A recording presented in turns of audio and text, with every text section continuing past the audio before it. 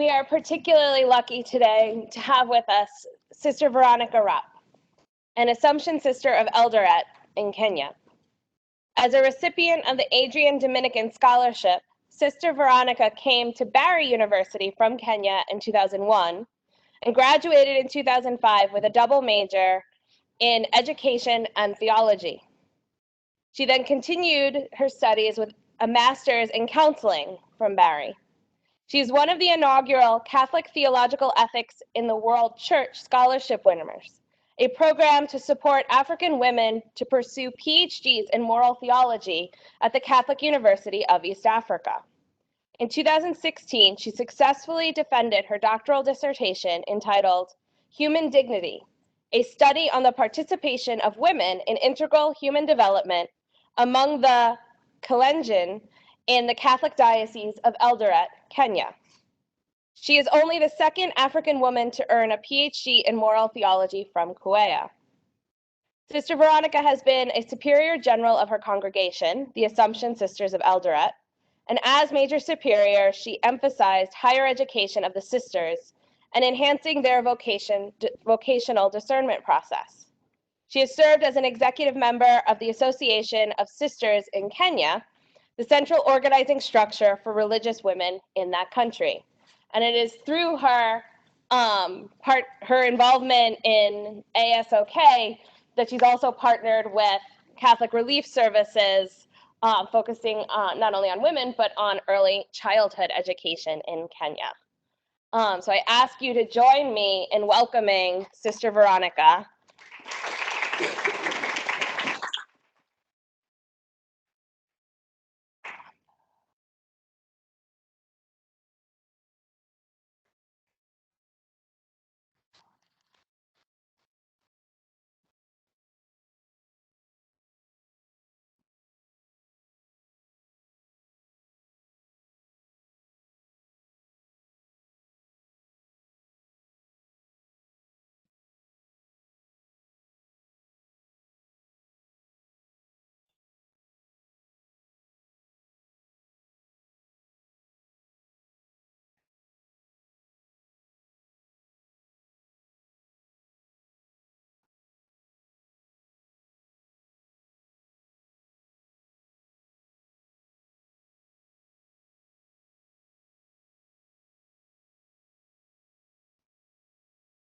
At home, we say God is good. And all the time. So I'm very pleased to be with you this afternoon. It is my privilege to be here. And when I learned that this college belongs to the Vincentian community, I was thrilled because my community, or where I stay at home, actually the parish, my community is situated at Vincentian Fathers. And I have also one of our communities in Kitale Diocese. Also, it's near, my community is near Daughters of Charity. So when Mekan told me this was Vincentian, I was like, oh my God, I'm already at home. So I feel at home. So most welcome to listen to my sharing. I want to share about integral human development and the perspective of African women, and in this case, I'll talk on the perspective of Kenyan women. I don't claim to really touch on all the issues that they have or all their experiences and perspective, but some of the common challenges that we see in participating in integral human development as women in Africa and in Kenya in particular. So sustainable integral human development is an issue that both the church and the leaders of the world are working towards achieving it. Each, however, have different understanding of the word, of the term development. But nonetheless, there are a lot of converging points. So the presentation will be I'll approach it from the Kenyan women's perspective and their understanding of sustainable integral human development in the light of the Catholic social teaching. It is structured in three parts. The first part, I'll give some reflection and development of sustainable integral human development. And the second, I'll narrate the experiences of women and factors that limit their full participation in development. Third, I'll discuss factors that need our collective attention, what we can do so that we can have integral human development in Kenya. You have seen my dissertation also was about participation of women in integral human development. I feel this is an issue because the community where I come from, or in Kenya, the status of women is actually not appreciated. Women are viewed to have a status of a minor, whereby reasoning capacity remains at the level of a child. Hence, she cannot be entrusted or involved in major and serious decision-making processes. And to make her raise our standard a little bit, some of the communities practice, they have form of initiation, and one of these is FGM, female genital mutilation. So it makes her, a status to come up, but it still remains below that of a circumcised boy. This is the traditional way, the way we look at women. But we know there is an issue with FGM. And FGM, UNICEF says that classifies FGM as all procedures involving partial or total removal of female external genitalia or other injury to the female genital organ for non-medical reasons. For male, they say there are reasons or there are health benefits. That's why they have the male circumcision. For female, there is no medical reason.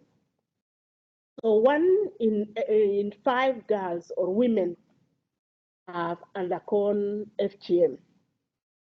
The practice actually is rooted in gender inequality, an attempt to control women's sexuality and have power over them. And there are risks that go along with this operation, FGM. That includes infection, bleeding, delayed or incomplete healing, damage to adjacent organs, sterility, recurring urinary tract infection, formation of cysts, birth complication, and even death. And this one, as the leader of my congregation, I got a chance to see as I traveled to various places and communities, and even one of the hospitals in Eldoret, where they are helping women, young girls with fistula conditions. I did not know what that was. I had read about it, but only when I got to see young girls as young as 9 years, 10 years, 12 years, and they had been married. So by maybe 12 years, he already had a kid, and he got this complication. And most of those girls come from the communities that they practice FGM. So for me, it was really, I've been reading about it, but I had not come really across to see the seriousness of it. Most of those girls, when they are married and they get this fistula, they are left. Their husbands leave them, and after all, they were the third or fourth wife. So they are left. Their families cannot take care of them, and everybody, shy away from them. So they are really undergoing a lot of suffering, and they are just a young girl, 10 years, 12 years, 9 years. So in most cases, FGM marks the end of education for those who had maybe gotten to go up to elementary, 3rd grade, something like that, 4th grade, and that is the end of it. and begins now series of mystery that they have. Another issue that really I look at is illiteracy, because most of these girls now, if they are 9 years and they do not continue with their education, some of them, they even in the villages, rural areas, there is a high rate of illiteracy. And UN says that illiteracy is inability to read and write, and it is a challenge that the church, faith-based organizations, NGOs, and UN are trying to address. So the report from UNESCO in 2008, it says that out of 796 million adults started worldwide were not able to read. 2/3 of them were reported to be women, and they make 64%. 176 million adults were from sub-Saharan Africa, and that is where Kenya falls, where gender disparities rates are very high. So as I've said, girls who drop out of school then, they are forced into early marriages, and they are likely to undergo FGM, and some of them also contract HIV/AIDS. And I have statistics here to put into picture of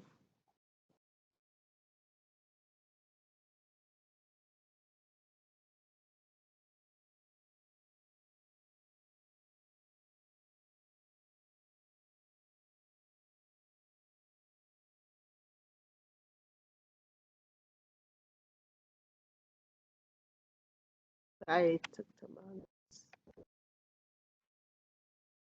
So these are the UNESCO keeps these figures, particularly for Kenya. So we have seen the illiterate, the total population is that. That is the male, 15 to 24 years old. You see the female. And then we have those who are 15 years and older. Those are the figures. And you can see the female population are those who are illiterate, also illiterate. Then when we come for literacy, those who know how to read, how to write, this is what we have. Things are improving, but nonetheless, we still have that disparity, that the female population are still the ones who are really below. So that is what we have in population and illiteracy. Thank you, Veronica.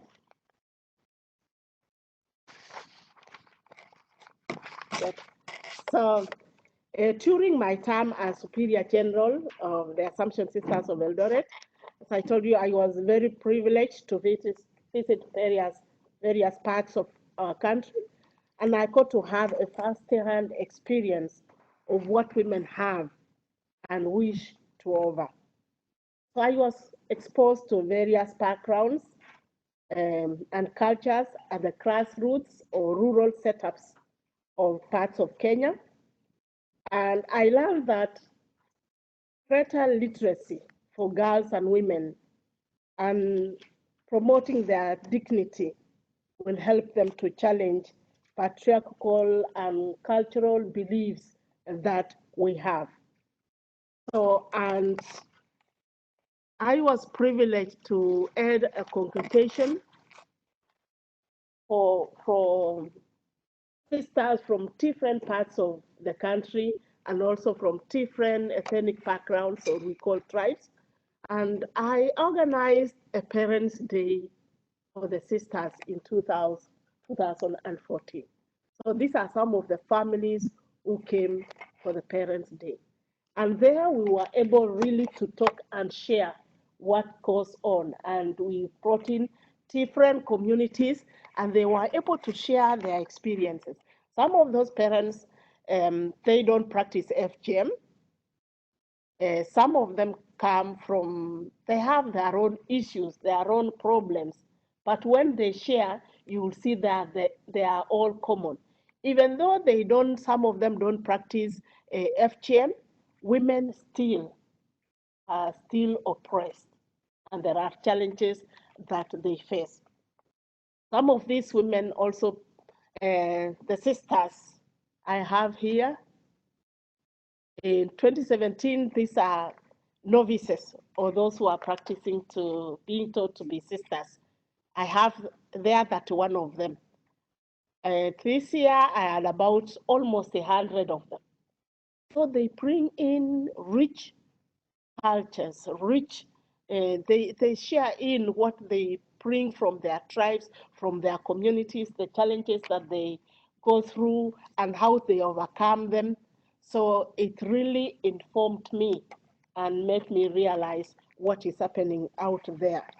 So that's the rich experience of what I had with these sisters, with their families, and the challenges that they have gone through. So integral human development, when we talk of integral human development, it is one of the key principles of the Catholic social teaching. It was founded in the encyclical letter of Paul VI, Oblorum Procreation, and it explains the Christian vision of development and how we can eradicate poverty. Also in procreation, it talks about the promotion of good, promote the good of every person and the whole person. That is the aim of it. And when I applied to Kenyan perspective, if we talk of the every person and the whole person, and we have to promote the good of that person, it also means that we have to promote the good of every person, women included. And if we have to touch on areas of development, then we have also to focus this and bring out in all the population of Kenya, women included. So development, it says, touches every single dimension of a person's life. And this is my argument, if that is the case, not only for the male, but for everybody in the community. At this level, we are talking about female and male. We are not even talking things about gender orientation. We have not reached there. We are still grappling with issues of how we treat each other. So to be authentic development has to be authentic and complete development has to go beyond mere economic growth. Development has to touch the spiritual part of a person, not only having money, and we have seen what that can have if we don't value a person, but we only think of money. So it is not about economic, it's all beyond that, touching the spiritual part of the person. So as one of the major concerns of the church, and the church has really emphasized this, in 2016, Pope Francis set up department, Dicastery, for promoting integral human development. And this department deals with the development of peoples and promotion and defense of human dignity and human rights, basing it on the scriptures and the tradition of the church. And during this time, the 50th anniversary of Pope Francis in Laudato Si has drawn a close connection between the PP and Laudato Si, and he still stresses that development is that of every man and the whole man, or every woman and the all woman. And here in Laudato Si, he really stresses on the issue of solidarity and subsidiarity, which plays a crucial role. So we have also in Vatican II, talking also about the link between religious and social dimension of development. that sustainable integral human development meets the needs of the present generation without compromising the ability of the future generation to meet their own needs.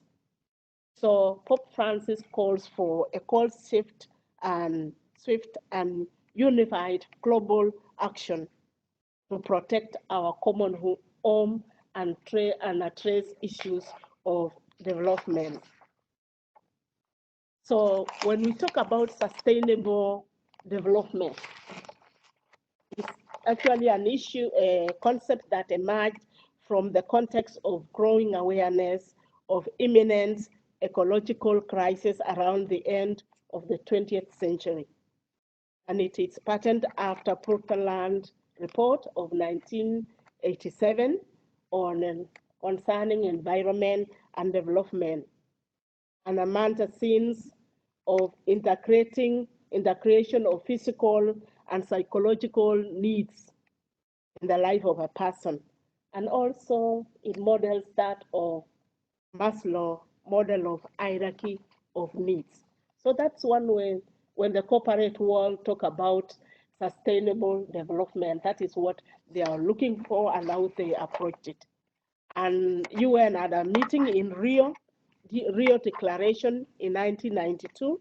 It says that each nation must play their part while acknowledging their differences in their contribution towards environmental degradation. So this issue of environment, of which Francis also talks about, and the church has been talking, that when we address issues of environment, of development, we also look at the whole creation. We don't look at ourselves as human beings, but we also have to check and see that the environment also is taken care of. So UN came up with what we have as Sustainable Development Goals in 2015. And they all agreed that each nation pose and address these issues. They came up with 17 goals that each nation has to address. One of them is education. One of them is the environment. So I know in Kenya, we have, the government has really picked up the issue of environment. And in this, when you visit Kenya now, there is ban on plastic bags. You don't have, if you come with it, you'll be fined for that. So they have that. And we have maybe schools. They set up, they go clean streets, clean the marketplaces, collect the plastic bags. And there are young people like you, entrepreneurs, who have come up with ideas whereby they can use these, the young people or whatever streets, they can collect the plastic bags, bottles, and they take to them, and they make electric balls out of them. The problem, when you are faced with a problem, look for a solution and produce something out of what you could be crying of. So that is what they are doing. The women are planting trees, and this is where Vincentian fathers and the daughters of charity are doing, like in Kitale. They have a project where the women who are economically challenged, and they are putting them in groups, and they have seedlings and they are selling them. So they are making a living out of that. And out of that also at the same time, they are taking care of environment. They get people to plant trees and the women get something. So those are also the Association of Sisters, AOSK, Association of Sisterhoods in Kenya. They also picked up different programs that they have. They have for planting trees, advocacy, whatever they see, communities see, it works for them in SDGs. They have really promoted and people are coming up with that, doing something for what they can manage to do.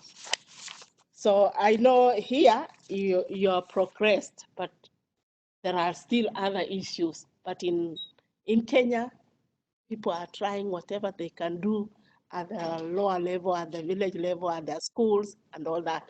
And I'm impressed with that, because we may not change the whole thing, but you cannot sit there and say, if I pick this plastic bottle or this paper, it makes no difference. No, it does. So we can change our environment. We can do something by doing something little. Do what you can. You may not change the whole thing, but your contribution will not go for nothing. And why be here on the world and return to God having done nothing? So whatever way you can, you do it. So say sustainable integral human development is approaching development as a way of helping people find and discover solutions to their own problems within the universal purpose of created things in mind.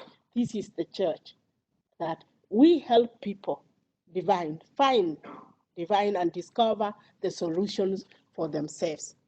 And this is what the church is doing in Kenya. This is what the whole church is doing. This is our mission, so that wherever you go, wherever people find themselves, help them see their problems and find solutions for themselves.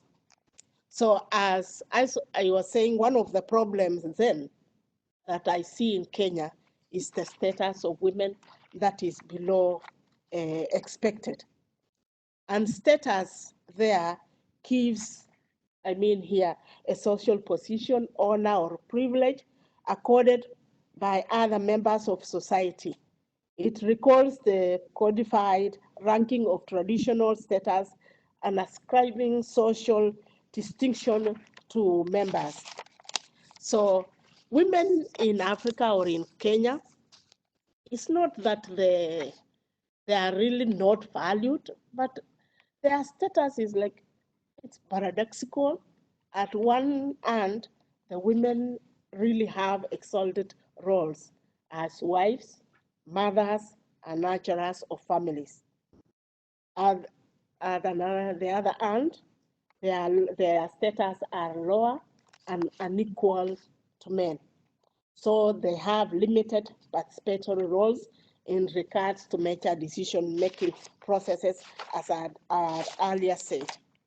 So here, to get a sense of that, in Kenya, we have more women than men, and yet their status is lower than that of men.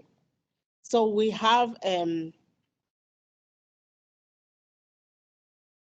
we can understand this to get the mind of the people or what is going on. When I say that the status of women is not appreciated, or it is that under the man, you can tell it from the political representation.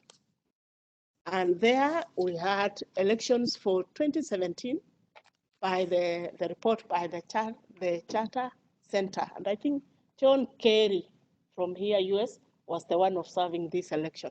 And this is the election for elective positions, people who are elected. There were other areas where they nominated to fill in the position of women. So we had election in 2013. You see there the presidential, it was exclusively male this time, one president, no female. 2013, we had a woman who ran for president. But this time, 2017, no. Why? When the women stand, they want to run for a position, that is when now you get to know the culture and what is going on and what they think of women. So they tell them all sides of things. They even want to pit them and all that, or throwing words to them and reminding them of their position. So it takes a strong person to stand. So that is you can see, members of parliament, members of National Assembly, MPs, we had 247 male 123 women out of 270 seats. But Kenya has progressed. Women are educated and all that. But when it comes to election, you will really know what is behind the mind of the people. This one, you cannot entrust them with decision-making processes. And it plays out. Senators, we had 44 seats, 47, and only 3 women got it. Governors, 47, because we have 47 counties, only 3 women got it. We have members of county assembly where we had 96 women. And you may think, oh, that's good now. But look, out of 1,354. So that is where you can, and other areas where you can really get to know what is going on. This is the population, as I was telling you, women are, the population are slightly higher than that of men. This population came out in October 2019. So the figures are there, you can see. We have the population of almost 50 million, 47 million, and the women make 24, the male are 23. So the female are half the population. And when they vote, that is what happens. That is what they get. Also in voting, we had independent candidates, and they got something. For the first time, we had independent candidates, women, and they were elected, which means things are changing. Women make up, as we see from the parliament, they make up 23% of what is people in the parliament, and yet they make 50% registered votes. So there is issue here which needs to be addressed. And I talked of that, of literacy and making sure that women get education. UNESCO says that literacy as a foundational right serves for achieving education, eradicating poverty, broadening participation, empowerment, enhancing human capacity, achieving many other rights, and unlocking other opportunities, not only for an individual, but as it is in Africa, where we are communal community. So if you are educated, your family will also get to benefit. And literacy puts really into perspective what we have an African saying, which says, educate a woman and you educate a village. Because it is the women who sell things and they really educate their children. Most of the women, you will find people saying, because of my mother, they sell things and really sacrifice. So if we educate a woman, she will go back, and this is by experience. She goes back and educates our family, help our members of our family. So to do that, we need really to stop the FGM, which cuts education, marks the end of education for the girls. If we are able to do that, then we can push and we can have more women having literate women having education, and they can come and bring back the benefits to the community. They will invest on the people, our family, and the whole community. So there is really need for education for a girl child. And the women, when they educate their children, you have what from my experience, they don't discriminate. They will educate, she will educate all her children, boys and also girls. This does not mean that also the male child does not have problems. They do. Especially now at the moment, there are businesses, gambling places, which have been introduced in Kenya. That is where the boys have gotten lost. They are gambling and they don't see the need of going to school. You go, you gamble, you'll get a little money, and that's it. So there is other problems also to be solved.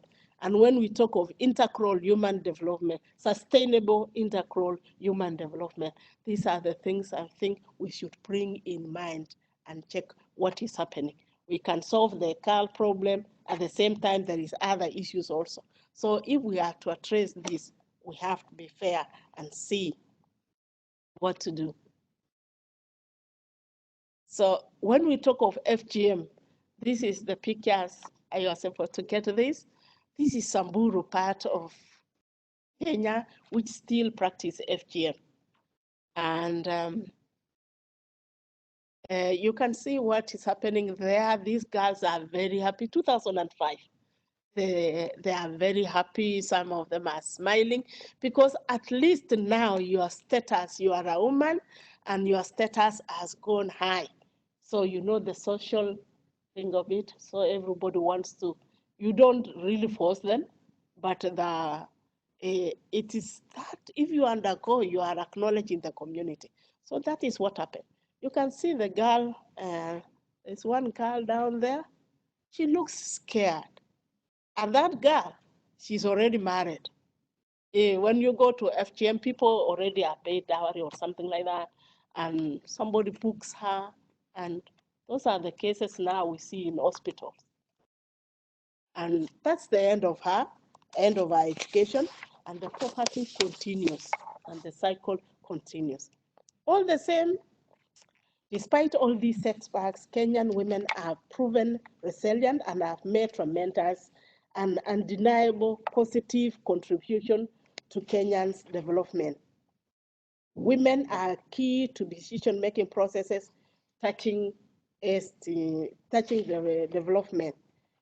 The impact of educated women in various key positions in the community have shown that literacy and education play a greater role in placing women in places of influence where they make positive contribution to the common good. So if we have really to have sustainable integral human development, we need to educate women, and we also need to promote the dignity of the human person. Dignity of women, the dignity of every person in the society, so that we can have sustainable human development.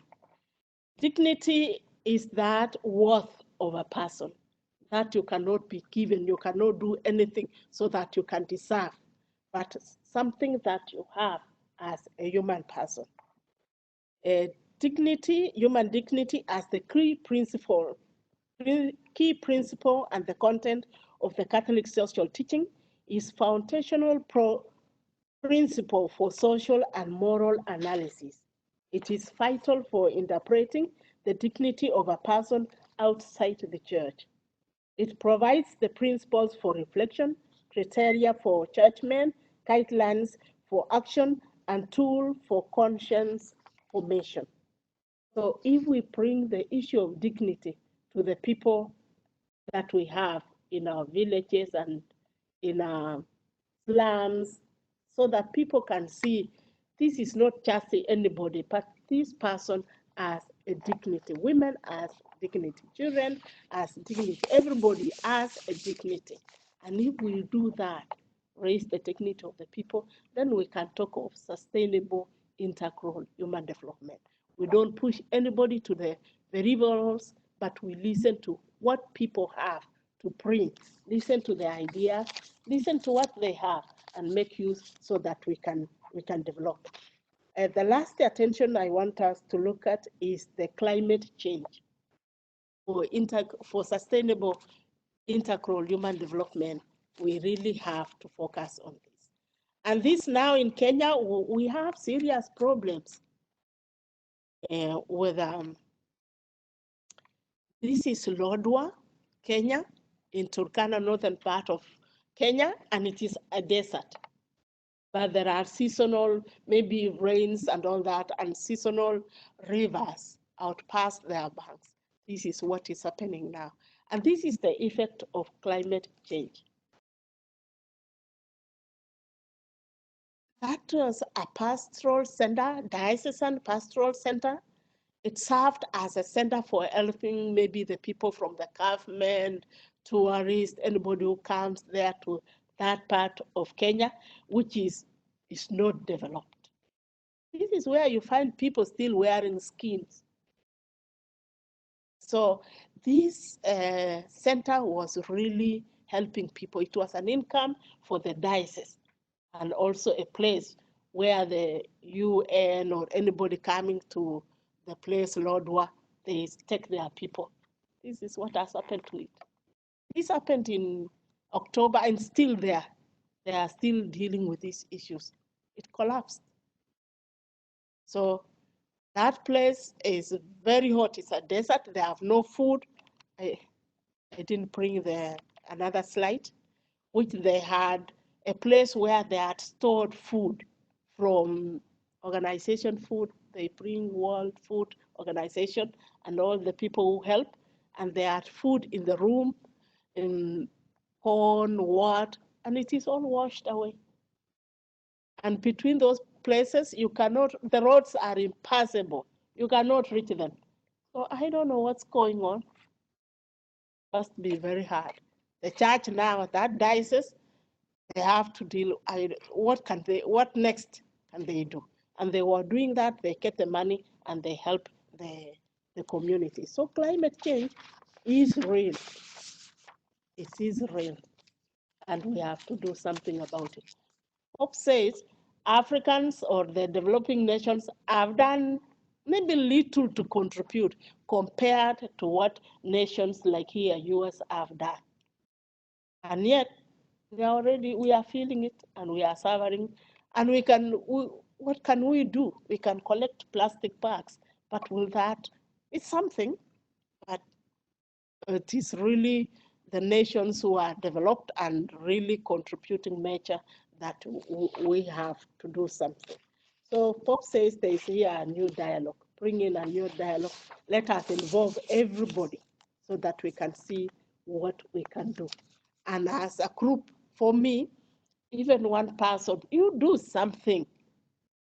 You don't have, even if you are alone and you are picking things or having a voice, you speak out for us, speak out for other people and champion that something is to be done. Kenya now, in this Lodwar, this place, they have discovered oil. Gas, oil, yes. So apart from what we have been doing, if we get oil, we will contribute more because we also need money. And if we have discovered oil, what will happen?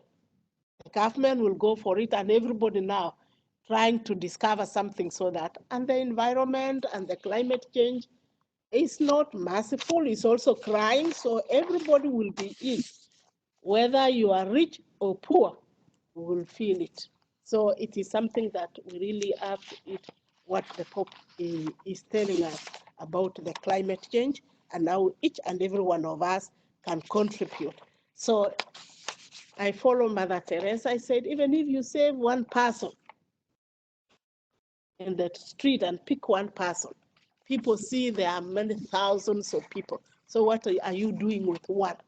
But it matters, and it is a change that you are contributing. And even for yourself, it is really something that you can do. When you leave this world, you have done something as a person. Contribute. It may not be much, but really do something. So in conclusion, I want to say that sustainable integral human development depends on our collective efforts, where each one of us, you bring your own expertise as an individual, as a people, as a nation, and it is achievable. We should not lose heart and say we are dying. No, we can do something.